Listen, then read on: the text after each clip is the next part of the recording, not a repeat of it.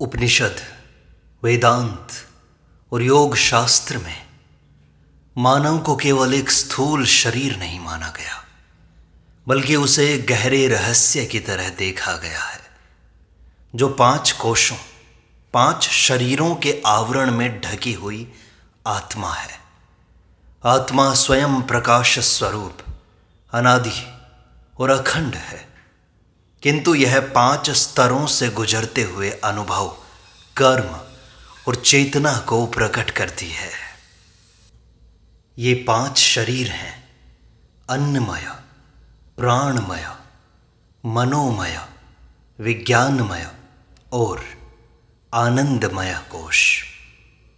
विज्ञान भी आज स्वीकार करता है कि हमारा अस्तित्व बहुआयामी है, जहाँ केवल भौतिक शरीर नहीं, बल्कि ऊर्जा, विचार, भावना और चेतना की सूक्ष्म परतें सक्रिय रहती हैं।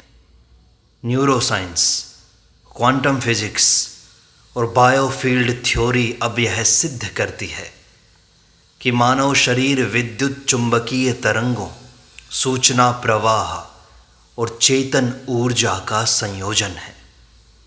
वहीं उपनिषद और योग शास्त्र इसे अनुभव के 5 स्तरों के रूप में समझाते हैं। आइए अब आत्मा के 5 शरीरों को वैज्ञानिक और शास्त्रीय दृष्टि से एक एक करके समझते हैं। सबसे पहले है अन्नमय कोश, भौतिक शरीर, फिजिकल बॉडी। यह आत्मा का सबसे बाहरी आवरण है, जिसे हम शरीर कहते हैं, जो अन्न से, भोजन से बना है और अन्न से ही पोषित होता है।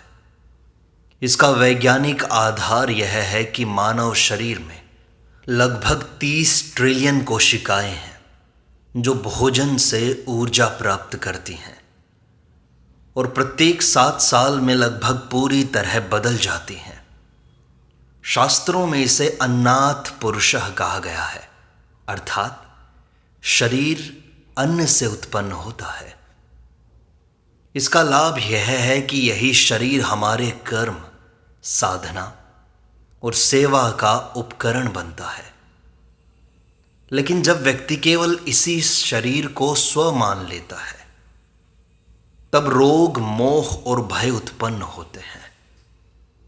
इस पर विजय पाने का मार्ग है संतुलित आहार, यम नियम का पालन और शरीर को आत्मा का यंत्र मानना। यह शरीर अन्न से निर्मित स्थूल आवरण है, जो जीव को संसार से जोड़ता है। लेकिन जब व्यक्ति इसे ही सब कुछ मान बैठता है, तो उसका जीवन भोग प्रधान बन जाता है। सात्विक आहार, संयम और सेवा से जब यह शरीर शुद्ध होता है, तब साधना सहज होती है और स्थिरता आती है। इसी से मन और प्राण भी संतुलित रहते हैं। योग शास्त्र इसे साधना का प्रारंभिक यंत्र मानता है। यह देह यदि पवित्र हो तो वह चेतना की सीढ़ी बन जाती है, अन्यथा यह बंधन बनकर आत्मा को ढक देती है। दूसरा है प्राणमय कोश, ऊर्जा शरीर, एनर्जी बॉडी। यह शरीर श्वास, प्राणवायु और सूक्ष्म ऊर्जा का बना है, जो पूरे शरीर में नाड़ियों, 72,000 सूक्ष्म ऊर्जा मार्गों के माध्यम से प्रवाहित होता है। वैज्ञानिक दृष्टि से यह वह स्तर है जिसमें विद्युत चुंबकीय तरंगें, हृदय की ऊर्जा और ऊर्जा केंद्र चक्र सक्रिय होते हैं। शास्त्रों में इसे प्राणो ह वै जीवनम कहा है, अर्थात प्राण ही जीवन है। इसका लाभ यह है कि इससे व्यक्ति ऊर्जावान, उत्साही और जीवंत बना रहता है। लेकिन अगर यह प्राण असंतुलित हो जाए, तो रोग, थकान और मानसिक अस्थिरता जन्म लेती है। इस पर विजय पाने के लिए प्राणायाम, अनुलोम विलोम, सूर्य नमस्कार और उन्नत आहार पद्धति आवश्यक है। यह शरीर प्राण के प्रवाह से निर्मित सूक्ष्म शरीर है जो ऊर्जा, उत्साह और जीवन संचालन का केंद्र है।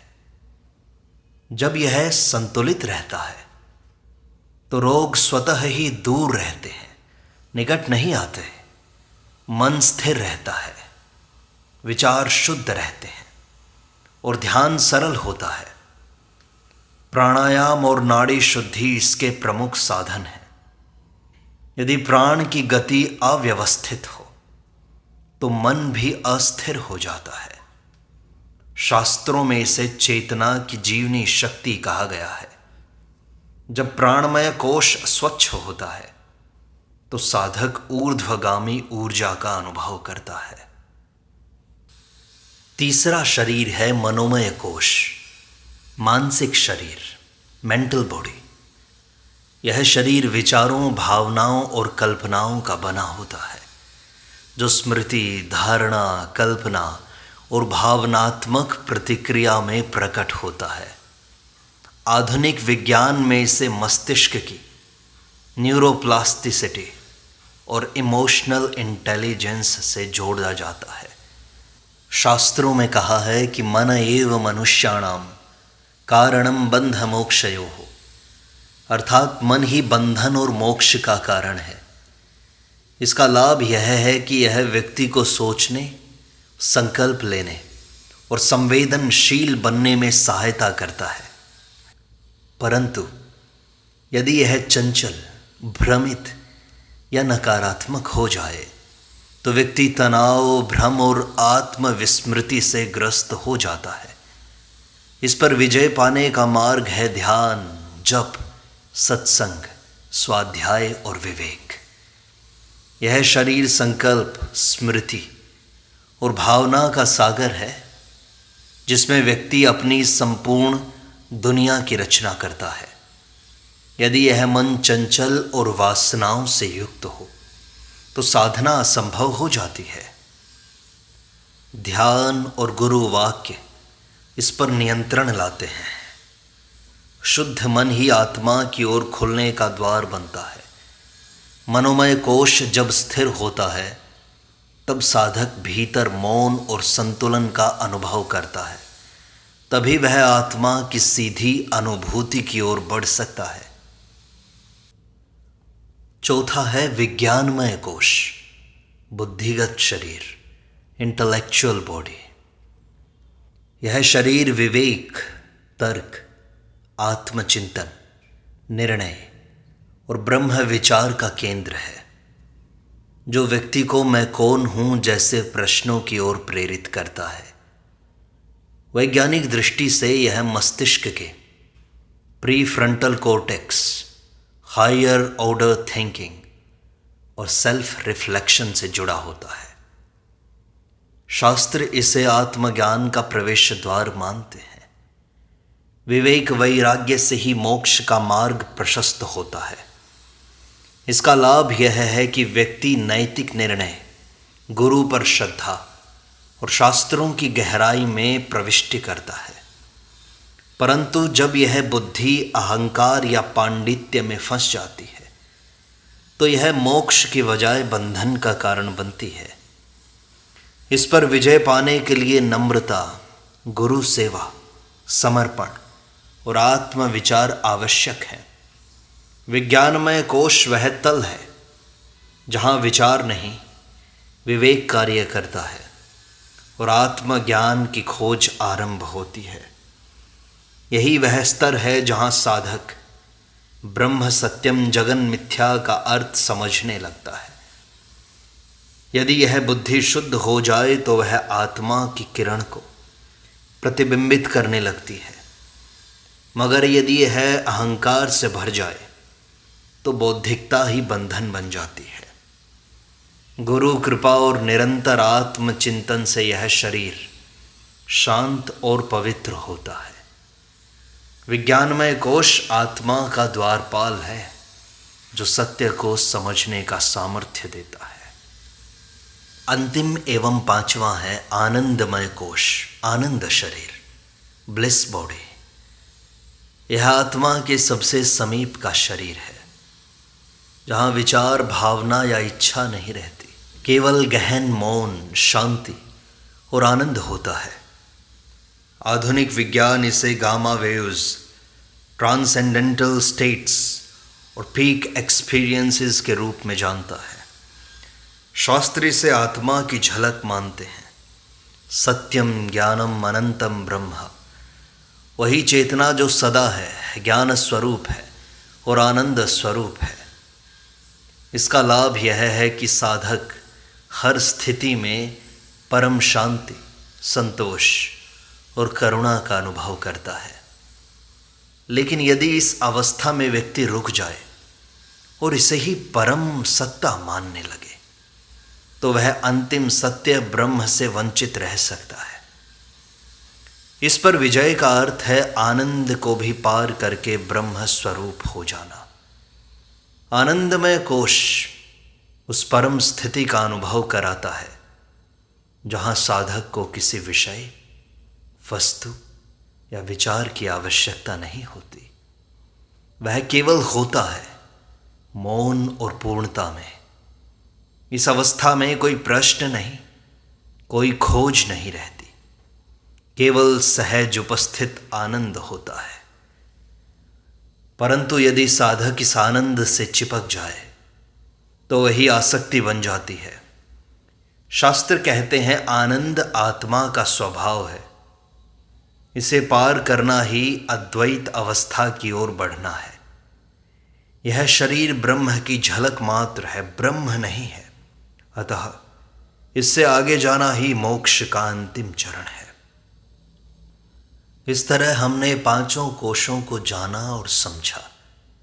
जब साधक पंच कोशों की यात्रा करता है तो वह केवल स्वयं को नहीं अपितु संपूर्ण ब्रह्मांड को स्वयं में उतरता हुआ अनुभव करता है। अन्नमय कोश उसे पृथ्वी की मिट्टी से जोड़ता है।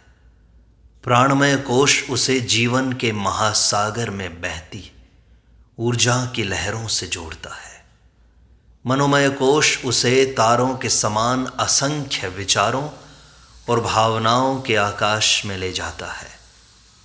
विज्ञानमय कोश उसे ब्रह्म की योजना समझने वाली दिव्य बुद्धि में जागृत करता है और आनंदमय कोश उसे उस मौन में डुबा देता है जहाँ केवल परब्रह्म की उपस्थिति बचती है। यह यात्रा कोई भागना नहीं है, अपितु स्वयं की ओर लौटना है, उस आदि स्रोत की ओर जहाँ से चेतना निकलती है। इस यात्रा को पूर्ण करता है वह स्वयं ब्रह्मांड बन जाता है। न वह पृथ्वी से जुड़ा होता है, न देह से, न विचारों से, न किसी भय या आकांक्षा से।